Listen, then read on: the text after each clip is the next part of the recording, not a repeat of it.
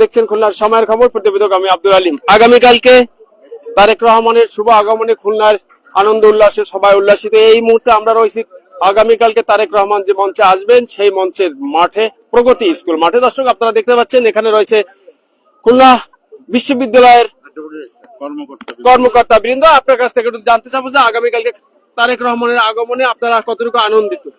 বিসমিল্লাহির রহমানির রহিম। আগামীকালকে বিএনপির চেয়ারম্যান তারেক জিয়া উনি কালকে খুলনায় আসছেন এবং বিশেষ করে খুলনার যে এলাকায় উনি আসতেছেন এই এলাকা একসময় খুলনার প্রাণ ছিল, এই খালিশপুরের এরিয়া। এটা শিল্পনগরী বলা হতো এবং এখানে অনেক মিল কলকারখানা এখানে ছিল, যেগুলোর প্রাণ নাই, যেগুলো আজকে অচল অবস্থায় আছে। আমরা আশা করব এই এলাকার যে জনগণ আগে যে উৎফুল্ল, যে আনন্দে তাদের দিন কাটতো, তাদের পরিবার নিয়ে, ছেলে মেয়ে বাচ্চাদের নিয়ে, আজকে যে বন্ধ শিল্পনগরী, আজকে তারেক জিয়া আসছেন এখানে, সচক্ষে দেখে যাবেন, শুনে যাবেন। আমরা বিশ্বাস করি তারেক জিয়া যদি উনি ক্ষমতায় আসতে পারেন, তার দল যদি ক্ষমতায় আসতে পারে এবং জনগণ যদি ধানের শীষে ভোট দেয়, আমরা বিশ্বাস করি যে উনি এই শিল্পনগরীকে আবার উনি এটা গড়ে তুলবেন এবং এটা চালু করবেন এবং এই এলাকার মানুষের যে দুর্দশা, এই এলাকার মানুষের যে অবস্থা, এগুলা পরিবর্তন হবে ইনশাল্লাহ, এই বিশ্বাস আমরা করি। ধন্যবাদ আপনাকে। 20 কোটি মানুষের প্রিয় মানুষ তারেক রহমান, 20 কোটি মানুষের ভালোবাসার মানুষ তারেক রহমান। আগামীকালকে তারেক রহমান আসতে যাচ্ছে আমাদের এই খুলনায়। খুলনাবাসীর পক্ষ থেকে আপনার কাছ থেকে জানতে চাচ্ছি আপনার মনের অনুভূতি। আসসালামু আলাইকুম। বিএনপি চেয়ারম্যান তারেক রহমান আগামীকাল খুলনায় আসবেন।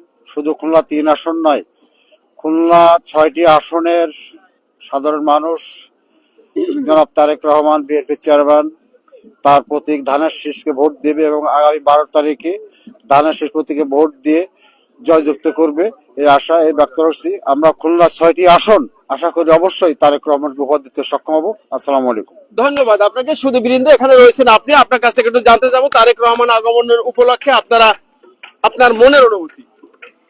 আসসালামু আলাইকুম। বিসমিল্লাহির রহমানির রহিম। তারেক রহমানের আগমন আমাদের বাংলাদেশের চেয়ারপারসন। আমরা আসলেই এত এক্সাইটেড বলার কায়দা না। উনি যখন লন্ডন থেকে আসেন তখন আমরা এবার কেয়ারে গিয়েছিলাম 300 ফিট। আর এখন তো আমাদের খুলনা 3 আসনে খালিশপুর অঞ্চলে সে আসছে। এতে আমরা খালিশপুরবাসী প্লাস খুলনাবাসী অনেক গর্বিত এবং আনন্দিত। আচ্ছা, আপনার কাছ থেকে আরেকটু জানতে চাবো যে আমাদের বাংলাদেশে নারী ভোটার সংখ্যা অর্ধেক এবং পুরুষ ভোটার সংখ্যা অর্ধেক। নারীরা কতটুকু এগিয়ে আছেন তারেক জিয়াকে এই নির্বাচনে জয়ের জন্য? হ্যাঁ, ধন্যবাদ। আমাদের এই বাংলাদেশের নারীরা তো অর্ধেক এবং নারীরাই খুব উৎসাহ সহকারে এই ধানের শীষে ভোট দেবে, কারণ বেগম খালেদা জিয়ার যে অবদান এবং নারীদের প্রতি তার যে একটা আন্তরিকতার টান এবং তাদের উন্নয়নের প্রতি তার যে গুরুতর ভূমিকা ছিলেন, এবং সবাই তারেক রহমানকে ভোট দেবে ইনশাআল্লাহ। ধন্যবাদ আপনাকে। শুধু বৃন্দ আপনারা দেখছেন খুলনার সময়ের খবর, প্রতিবেদক আমি আব্দুল আলিম। আর নয় সময় বিদায় নিচ্ছি এখন। আল্লাহ হাফেজ।